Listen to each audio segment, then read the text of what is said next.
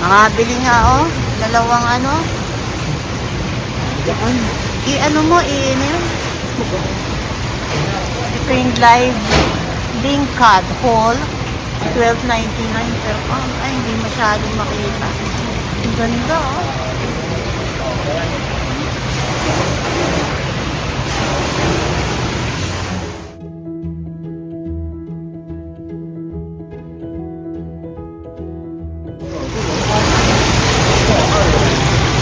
Dikit-dikit naman yun.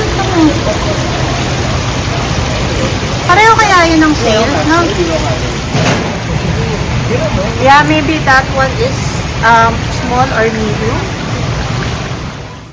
Kahit saan tayo pumunta. Kahit doon sa clinic. Kasi, iwento ko kay husband. Kasi, utot ako na utot kanina.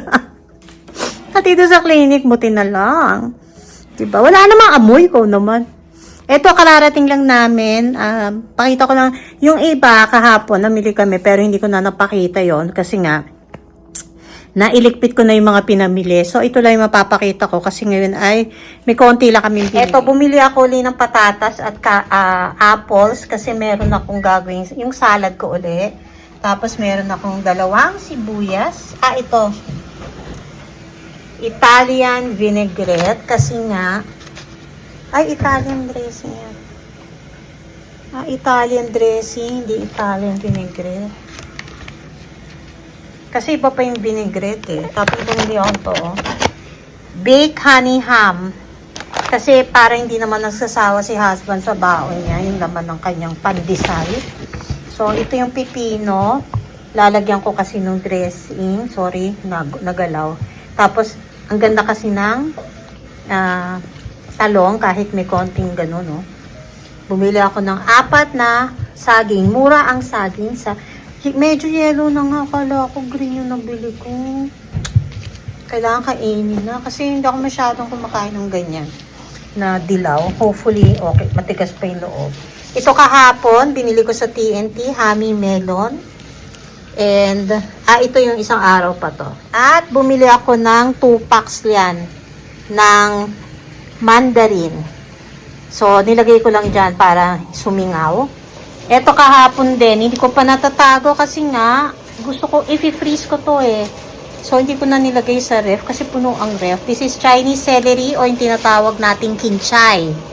Tapos, celery, per ganito to binibili. Pag per pound yan, hindi ako bumibili kasi mahal.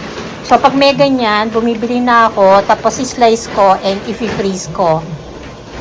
Yan, bumili si asawa ng bigas. Oh. Kasi sale. Magkano yan? 28. Magkano ba ang yan? 41 ang sale, ang regular price, 28 lang. So, bumili na siya. Diba? Tagal niyan sa amin. Puno ang aming pantry. Ito pa yung Ito yung isa kong binili kahapon. Binili namin sa TNT. This is 1.5 kilos. Nakalimutan kong ilabas. So, frozen pa siya. Medyo tinoto out ko siya. And, 1.5 kilos. This is $42. Yan o. Paminsan-minsan naman magganyan, diba? Sana maganda. Kasi pag taglamig, maganda ang mga crabs. Ayan o, magulo pa ang aking fridge. Kasi maraming ang nabili. Frozen to chicken wings. Chicken breast na gagawin ko sa salad. Tapos I have yung belly na, yung maninipis na belly. Kasi ipiprito lang yan. Meron ako nito at saka ampalaya dito. And, ay hindi kita. May ako doon kalabasa. Gagawin kong parang pinakbit. This is enoki mushroom. Spinach siya doon. Ito pang lumpia. Tapos may belly ako sa loob. Kasi yung pork belly na yon, titimplahan ko na yun, kaya yan nasa fridge. So today is a Sunday. I'm cooking lunch. Pero ito kahapon, last night I already sauteed what's this? The lumpia Shanghai mix, yung ground beef na may garlic, onion, and celery. And then, I sauteed it first in oil and then added the tomato and this one, the bitter melon or the ampalaya.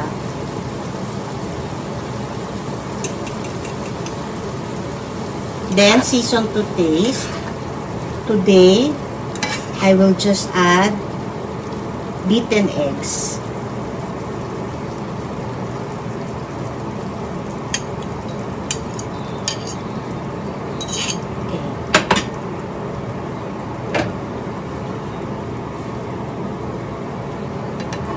And then mix.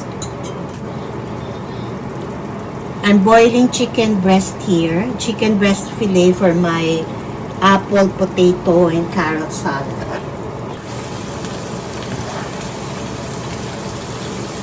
Parang konti naman. Mas marami yung ano. Too much ground pork, I think.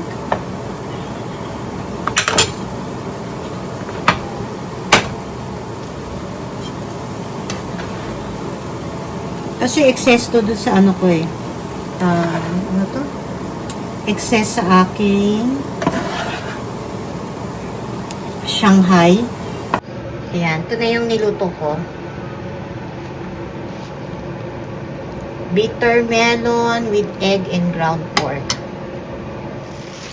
Ayan, time na para palitan yung filter ng aming air purifier. Sabay in order. Amazon ba yun? Ha? Amazon. Magkano yan? Naalala mo pa ba? 50 plus siya. 50 plus. Kasi dati pa yan eh. Kaya lang. Hindi man may kabit-kabit. Yun yung ano namin, no? Purifier. Kaso ngayon lang pala nabuksan yun. Puti, paano kung mali? Hindi sinig. Bago kami lumabas, kasi lalabas kami ngayon. Gusto kong pumuntang IKEA. Pero, baka sa isang vlog ko na yun is ilalagay yung IKEA ko. Ay, bababa ako, nakikita yung tiyan ng asawa ko.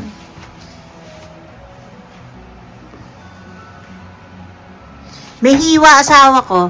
Saan nga ba ito? Ito ba yung sa ano? Gallbladder? Gallbladder. Hindi yung ano yan. Ay, bakit parang tumunog? Nakasaksak ba?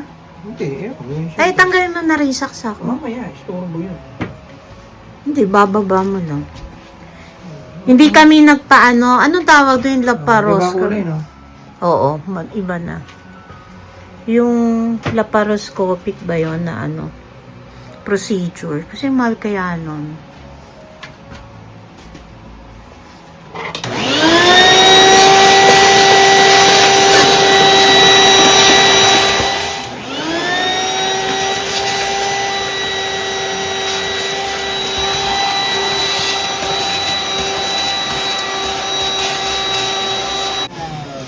Alam niyo itong vacuum namin. Shout out sa ate ko, si Ate Julie. Ang tibay niyan. Ano, may brand ba? Ano bang brand yan? Hoover. Ha? Hoover. Hoover? Alam niyo ba? Yan ang kauna-unahang vacuum niya nung siya ay... Yan, kauna-unahang vacuum niya nung siya ay bago sa Canada. Eh, ilang years na bang asawa ko? Kasi kung kami nga, 2008 kami nasa Canada. 'Di ba? So, more than ano na to? Ilang taon? Hindi na umaan. Ha? Ano na? 20 years na may. 20 years. Kasama yung kay Juby. Oh, ilan taon ba si Joby dito nung dumating tayo? Nawang ko. Tagal na niya dito. Hindi ba lang, citizen na ba siya dumating tayo? Siguro. Yun. Yan. Saan itatapon yan? Sa Bisaya. Basurahan na lang. Yun. Hindi, yung box tatanggalin ko mamaya. So, yan nga. Tapos, pinamana sa amin yan. Sa bagay, hindi naman yan laging nagagamit. Pero napalitan pa yan ng ano, 'di ba? Anong tawag doon? Filter? Binili akong bago. Na filter. Yon, binilan lang namin ng bago. Pero yung machine itself talagang matibay. Meron pa kami isang vacuum. maingay, lumabas na ako doon. May isa pa kaming vacuum, yung, ano bang tawag doon? Teka lang. Ayun, tinanong ko yung ano?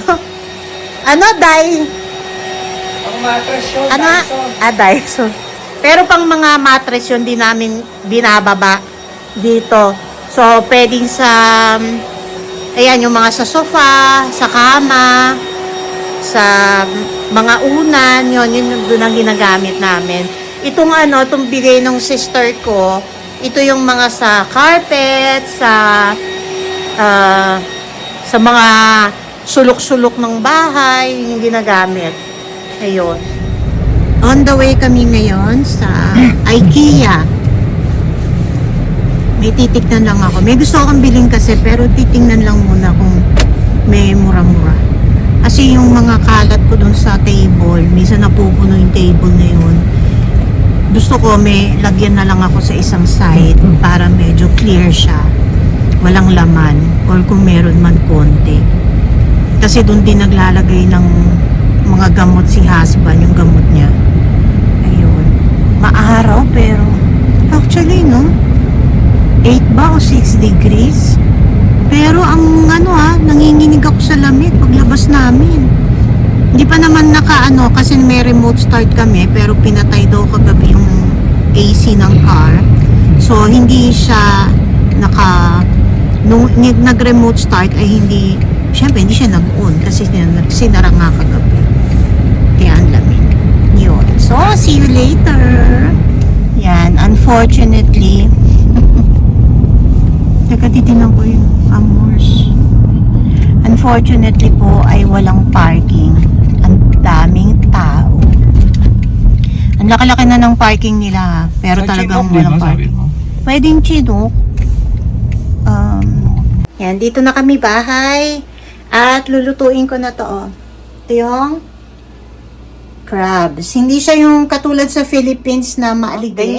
Ganyan talaga yan dito. Ito yung ewan ko paano tababa yan. Yan yung ganito. So, nilalagyan ko siya ng flour or ito, cornstarch. Maglalagay ako bago ko siya ipiprito dito, ha? Tapos, pag pinrito ko siya, hindi ko siya agad hindi ko na nga ito masyadong dinamihan kasi sobrang dami na mamantika. Pero medyo patayo ko siya piniprito. Para mabuo muna ng konti, mag-solidify muna yung iba dyan. Pero matatapon din yung iba dyan na yung ganyan, no? Yun. Busog pa pero piprito na namin kasi mawawala na yung lamig nito. Nasa fridge kasi yan eh. Ito na, yung dalawa. Nauna na. Natatanggal. Hindi naman yung yan eh, cornstarch. Pero kahit papano, diba? Tsaka hindi kasi lubog. Sana kung lubog masyado, ganyan lang. Medyo patayo ko pa siya ginawa. Pero at least, the reason kung bakit meron kayong flour dyan ay para hindi siya yung matanggal agad yung yung laman. So, maluto siya ng ganon, diba? So, eto na yung mga crabs na niluto ko, na ni-fry ko. Pwede naman steam, kaya lang ang husband ko talagang request niya pag may ganito ay fried. So, yan. Ganito rin yung ginagawa minsan paglalagyan nyo ng sauce. Ipa-fry nyo muna bago nyo siya lagyan ng yung mga sweet chili sauce. Okay? Tapos yung matitira nito, pwede namang gawing maganda yata yung nito, may pula-pulang alige. Kasi hindi katulad sa atin mga alimasag, maganda.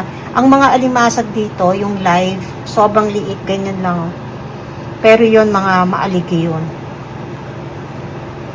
Yan.